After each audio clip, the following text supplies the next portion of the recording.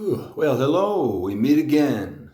And here we are. It's a week later since my first attempt to make contact with you out there. And hey, there's no place to begin but the beginning, right? Every time I come here, my gesture is to share my healing journey with you. And I think a lot about what I'm going to say, but at the same time, I try to I try to communicate to you with a spirit of authenticity and also improvisation, because for some reason improvisation is important. Improvisation, making it up as you go along, discovering the connection as it proceeds. And I know this because I'm a musician, and my music is very much a spiritual experience for me. It's a tap into ecstasy for me. I'm using a little bit of Sadhguru language there. Taps into the ecstasy for me. And so what I notice is that it is in its purest form when I'm in an improvisational state, even if the music's got a form, chord structures and melodies that may be familiar to me and the people I play with. It's the moments of improvisation, of raw creation, which is where the real energy, the real spirit manifestation is. And so I'm trying to do that here as well, in that I really think about these things a lot. I've been evolving in my healing journey for many years, and this attempt to sit down and make a connection with you is the next level in a way I can't quite explain, except that it feels right. And so I'm doing it. And so here we are again. If you're out there, hope you're well. I am pretty well too. And I'm just going to leap right in. So last time I kind of offered an introduction by way of two men who I really respect, Sadhguru and his appearance on the Joe Rogan show. And at that time, as I said in my last gesture to you, that I really felt Joe did a good job in showing a gap between an enlightened teacher like Sadhguru and where most of us in North America are at, stuck in our traumas, stuck in our patterns, wanting something, not knowing what it is, and how to get there from here. And how I located myself in that dialogue was to talk about the trans-theoretical model of change, which is something that we learn about in the field of helping in mental health and addictions. Trans-theoretical model of change talks about the stages that people go through in a change process. And it's very useful for, people who are stuck in addiction or stuck in mental illness. But I found that everyone alive fits somewhere on that scale, including me, including everyone I've ever met. And the scale applies to different things, whether they're healthy, whether they're unhealthy. You're either pre-contemplative about it, in which you're not thinking at all. You're contemplative, in which something has happened, usually hardship or something has happened, and you start thinking about it. You're not ready to change, whatever it might be, but you're thinking about it. That's contemplation. Then preparation, when your contemplative thinking gets a time frame into it. Suddenly it's near. It's maybe a month or two away, but it's still thinking, but it's thinking with change in mind. Next, action. Action is when you are actively changing the thing that you want to in life. It's where I would say active healing is, active and positive healing, steps of growth, steps of healing and whatnot. And then after that, maintenance and relapse. Because for most people, when you're in a change process, you will repeat the thing you want to change. And the key at that point is to not beat yourself up, not throw yourself into old patterns of negativeness, but just if you have a relapse of whatever it might be, once you wake up out of it, as quickly as you can, get yourself back into that maintenance where, no, I'm in a change place, I'm in a healing place. Even though I've just done that thing I don't want to do again, I am back in the saddle and I'm going to continue on. So there it is. There's those stages of change. Prior to action, what I was suggesting last time is that we really need to cultivate a philosophy of harm reduction, because people who are not ready to change, you have to meet them where they're at. And in those cases, you can only really help someone reduce the damage they're doing to themselves. Until someone's ready to heal, all you can do if you want to be a positive influence in their life and not create further dissonance by argument and disagreement and, projecting your expectations onto the other person, you have to allow them to be who they are. And in that case, if they're not ready to change, just help them be better in whatever way they can. And it's often harm reduction at that point, reducing whatever harms might be there. So it's a huge topic. And healing journey. I feel that my healing journey has been the most important thing in my life. And it's the center of my life now. And I said, as a musician, it's music that actually was my salvation in the end, because it was the one place in my life that my toxic emotionality and my broken thinking patterns and the way they fit into each other, it was the one place where that didn't come into play, because music was just this abandon of energy and true expression. It took a lot of years for it to happen, but now, rather than just this thing I was ashamed of and just did because I had to, music, now it's the center of my life, and it feeds my healing, which feeds my work as a helper and enriches my life and hopefully, the lives of people around me. Because it's all about positive vibration. It's all about vibration, the vibration that you're putting out there. And I've known that. I've seen it happen. I've seen how positive presence makes a difference in people's lives. And so this is why I'm here in front of you. I'm vulnerable. I'm sharing my story with you. The strangers on the internet, you know what I mean? Who knows who you are? But at the same time, I'm giving this to you because it's meaningful to me. And I think that it's something that we all need. Again, tying back into Joe and Sadhguru, Joe's interested in what Sadhguru is saying, and yet how do you get there from here? How do you access that, And for me, one of the barriers, Sadhguru has got incredible wisdom, and he moves me when I listen to him. But if you begin to go on some kind of healing steps in the direction that he suggests, you're immediately immersed in the Indian Vedic system, which is a beautiful system of knowledge, Nonetheless, it's a system. And for some reason, I've always been, not interested in systems. Maybe that's because I was brought up in the Western culture, and our system of spirituality was the Christian system. And as we all know, the Christian system is the ideology that underpinned colonialism and, the conquest of the earth by white Europeans and all the damage and havoc that's created in the world. So, a lot of us are resistant to systems of religion. If I talk about spirituality, I don't mean religion. I'm not interested in religion, which is a shame, because Jesus taught us devotion. Be in love with life. Be in love with yourself. Be in love with life. That's what the devotional path is. Sadhguru talks about that a lot as well, the devotional path. Just be in love with life. Seems so easy, but it's harder to get to than you might realize. And then, of course, if you're into a system, then it's got dogmas, it's got things that you can't question, it's about beliefs. Sometimes it's got to do with ideas about things we don't understand and we don't have any practical experience about, like heaven or gods or whatever it might be, So I guess as a first step, I'd like to talk about my own spirituality, because that is the piece which opens healing, in my view.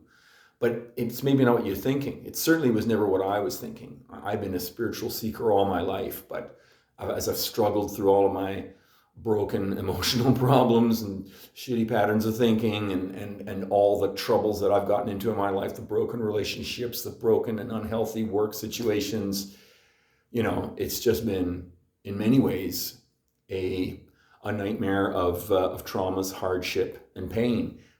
Even to say that sounds like a pity party, but you know what? That's what we create. If you're conditioned to negativeness, this is what the world creates for you. You create what you're conditioned to, And if you don't get a grip on your conditioning and find a way to not be the slave of it, the puppet of the conditioning that you've been subjected to through your upbringing, that we all have in our own ways.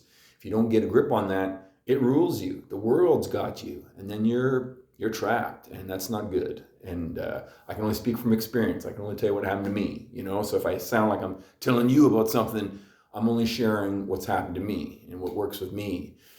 And so with spirituality, music started it because music created a situation in me where I was not limited by my shitty thinking patterns and my broken emotionality. It was some other situation that flooded me with well-being and good feelings, and it was a positiveness that affected other people around me. But of course, the problem is that I could never break through my patterns of broken emotionality. I keep saying that term, broken emotionality. And that the substance of my healing journey then is the substance of getting into the history of, my trauma history, the things that happened to me. But for today, I think I want to talk about spirituality today because it's the peace that brings liberation. It really is. But it's not what you think it is. In fact, spirituality is where thinking ends. That's what I can say. Spirituality is recognizing that your thinking is a tiny and insignificant piece in the world and in your own life even.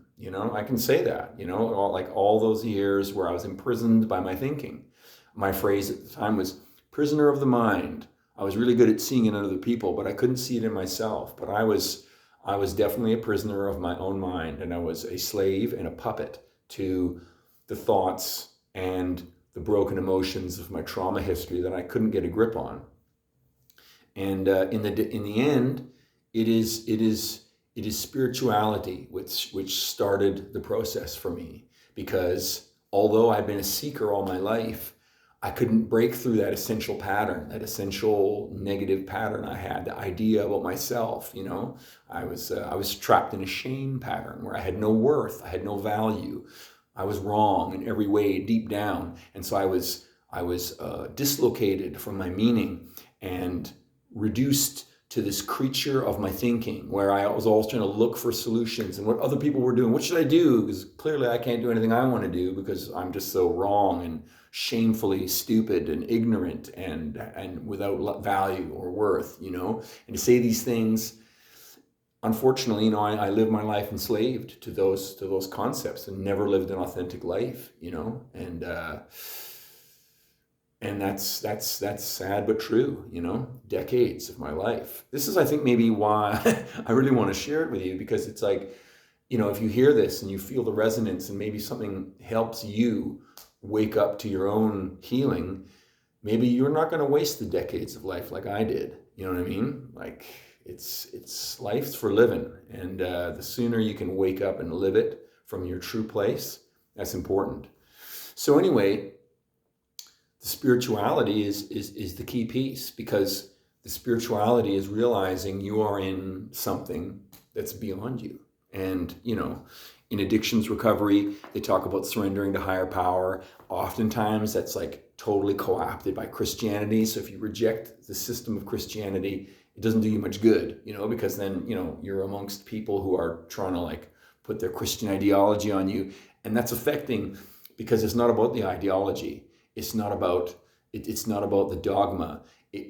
In terms of Christianity, it's about Jesus and about devotion and about being in love with life, being in love with yourself, and be a wellspring of love to life. That's the message. It's the only message.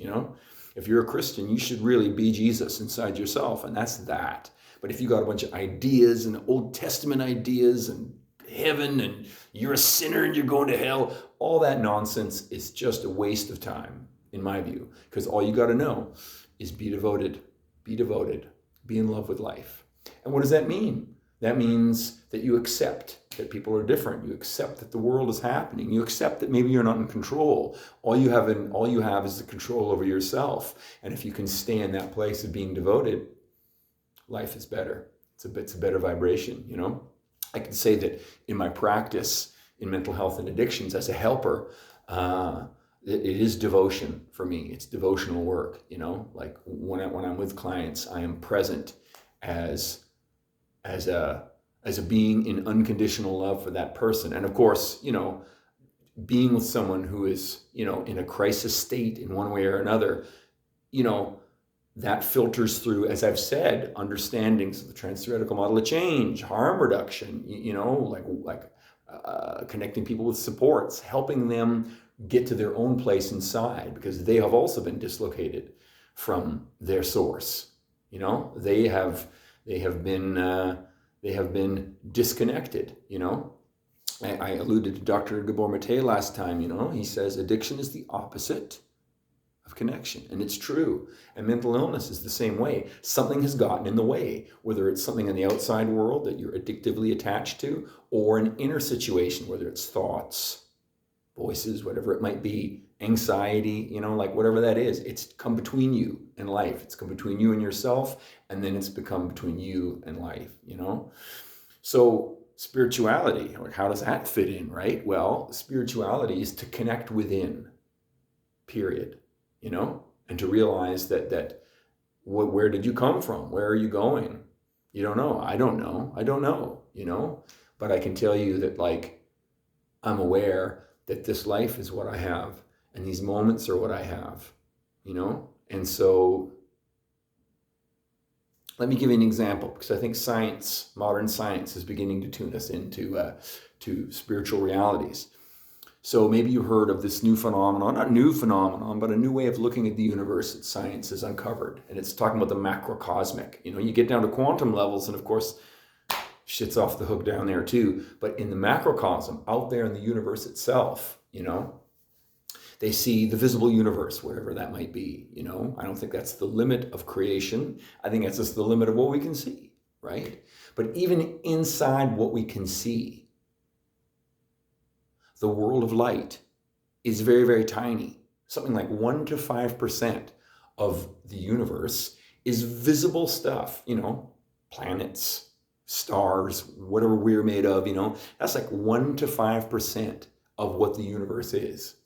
After that, there's like 20% that's like space gas or something, you know what I mean? Whatever the hell that is out there, space gas or dust or whatever, you know, so you got like, you know, 1 to 5% of like the world of light that we understand, that we're made of, the substance that we are, you know.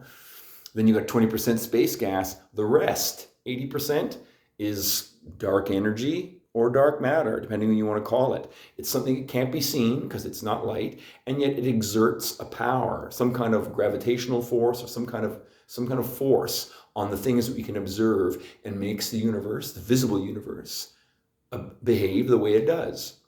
So in my understanding of what existence is like for a human being, there's things that we know, the knowable. There's things we don't know, which is the unknown, but knowable to us, perhaps. And then there's the unknowable. And so I would say in this picture of cosmic reality, you've got maybe 1 to 5% of the world of light that we live in and exist in. And then we got, you know, 20% space gas. Maybe those things we could call the known, you know, the things that we can know, right? And then you got the world of dark matter or dark energy. We don't have a goddamn clue. That's the unknown, but we can know it because we can measure it. We can measure it by how it affects the world of light and life that we live in, right? And think of that percentage point. That means the knowable, the world of the everyday world, the world of the internet, like where I'm talking to you right now, is so tiny and minuscule in the grand scheme of things, as to be almost ridiculous. It's so small and insignificant. It's a speck, right? And yet, if you consider the fact that we are being affected by things we can't see, it's the dark matter and the dark energy, whatever you want to call it, right? This dark part of life, right? So much of our lives is that dark part, you know? Like, we have to acknowledge that things are happening. We are an interplay of forces. And it's not just the things we know, it's things that we don't know. And when you become aware of what you don't know, you have access to it in a different way. You know, you have access. Access through some kind of inner activation, right? So that's the known and the unknown, in my view, in a crude but effective scientific analogy, right? The thing is that the known universe is just what it is. It's just what we can see. No matter how far we want to study that, no matter how much we learn about the world of light and life that we live in ourselves, no matter how much we learn about the space gas at 20%, no matter how much we learn about dark matter and dark energy and how that affects the visible universe and the universe that we can perceive, we could explore that knowledge for 1,000 years, and still on the outside of that is still infinity. it's still eternity. And no matter how long we study as finite beings, we will always come to eternity, infinite eternity, that's never even touched by anything we can ever do. And that is deeply humbling, deeply humbling. And even though I'm talking about the macrocosm of the galaxy around us, or the universe around us, it's existent in us right now, like there's the conscious words that I'm saying to you, there is the dark pull of all the things in my life that I worked on as my healing journey, that I'm trying to express to you, that I hope has a resonance for you. And then there's that part which is unknowable. And I accept that. I don't know where this is going. I don't know if anyone's going to appreciate this or even listen to it or care. It can't affect me though, because this is what I feel I need to do. I need to tell you about this for some reason, as I feel it's important to me. And I think we're in a time of life, our society is so damaged and broken. And that's another topic in itself. We've got this medium, the internet. Everyone can be a star now. And I don't mean that like everyone can be famous. Everyone can be a star. Everybody can shine, and everyone should shine. You should be shining right now. I'm shining right now. Telling you about my healing journey is me shining. This is my shine, such as it is. This is my shine at about 11 in the morning on the 20th of March, right? This is how I shine in the morning, right? And that brings me to another thing. I think what I'm going to do is, as I'm exploring, I'm getting the sense that maybe I'm going to do like a day podcast where it's like this, and then an evening podcast where I'm going to approach in a different mood. We'll see. I'm thinking about that, right? But it's a discovery as I'm going along. But for right now, spirituality is what I'm saying to you. What does it mean? I don't even know what it means. And yet it is. And it fills me with a kind of delight that it's hard to put into words. And all I can really do is say that, when you turn on to spirituality, the lack of knowing, the lack of certainty, the lack of being stuck in your thoughts and thinking that what you think is what the world is, you get opened to a different kind of living. And that's that, Artistic expression is possible at that point. If you can be still inside, it is about stillness, in the end of the day again. So, I talked about the known, the unknown, and the unknowable, but also being aware of the unknowable and the unknown is possible only when you're still inside, when you stop thinking, when you realize that the world, no matter how clear your perceptions are, no matter how full and meaningful your feelings are, no matter how concise and logical your thoughts are, the world is never that. Other people aren't that. Even I myself am not what I think I am. I'm not these thoughts. I'm not these feelings. I'm not this body, because all these things I've acquired and accumulated as I've gone on in life. And that's another piece of language that Sadhguru has given to me, the acquisition, we are an acquisition process, and our minds, our thinking process operates from the memory of what was acquired. And so thinking is only ever a derivative process derived from the process of gathering. And yet we didn't start that way. We came into it and that began. But there's something else in us other than that. And that is the essence of spirituality. So, I hope that's not too muddled. I'm just riffing with you, and I hope it's clear. For me, though, my spiritual journey was strongly influenced by Carlos Castaneda. And what I love about Sadhguru is that the things that he's saying to me these days resonate in what I learned with Carlos. And what you're going to find as we go on together in this healing journey, if you're going to listen to me at all, is that when I talk about Sadhguru, what I really love about his perspective is that it absolutely resonates and harmonizes with all the things that I learned in Castaneda. So although the system of the Vedas, it's like I know it's a good system, but for some reason I'm resistant to systems, Even Castaneda, at the end of the day, he had a bunch of spiritual wisdom, and then the system is called tensegrity. And so if you want to be practicing his Toltec arts, you're going to be a part of his tensegrity program. So, there's no escape from systems. Me, I'm interested in liberation and freedom. That's really my goal. That's my spiritual goal, is freedom. What does even that mean? I don't even really know what that means. But I'll tell you what, being here with you and talking about my healing journey is a step in that direction somehow. Hopefully that'll become clear as time goes on. So, wow, that felt like a lot of rambling. I hope that was clear. But spirituality, and you can't say it all in one day, So I'm just communicating what got me started on my healing journey. And what it was a kind of divine intervention for me. And it's hard for me to really describe it, but I got arrested actually. and it should have been the worst day of my life actually. But in fact, it was my day of liberation, because I was stopped. Suddenly, everything that I thought I was doing that was right was wrong. And yet I thought I had been right the whole time, but I was actually wrong. Suddenly, all that thinking got short-circuited, and I became aware of my process and how everything that I thought was wrong was right, and everything I thought was right was wrong.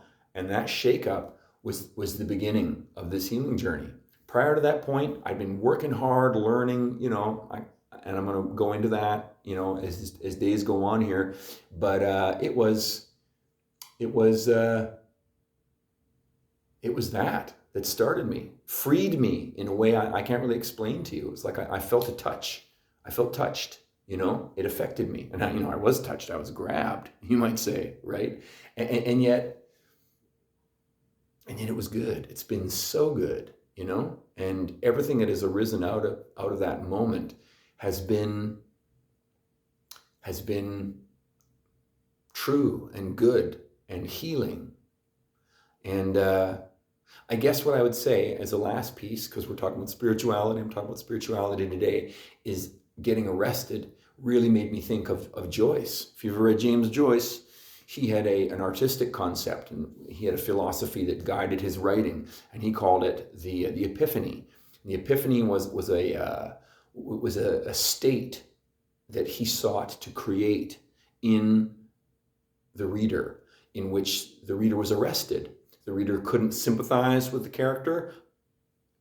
The reader couldn't reject the character. They were stuck in a feeling, some feeling of stoppage. They're stopped. They were arrested. And that was the Epiphany, and it allowed a transcendent moment to occur. You realize something.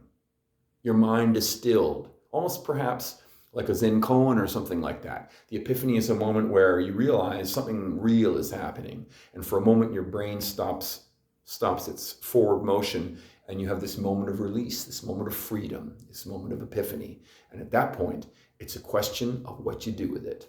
And so in my life, getting arrested was a state of epiphany. I was touched. I couldn't reject it. I couldn't go with it. It was simply a stoppage. And out of that stoppage, the brain stopped. I became aware of all the mistakes of my life and how it all came down to a single mistake that was inside me, which was trauma history. And from that point on, I was a being on my way to freedom, as I am today. And it's a spiritual state. It's a spiritual state.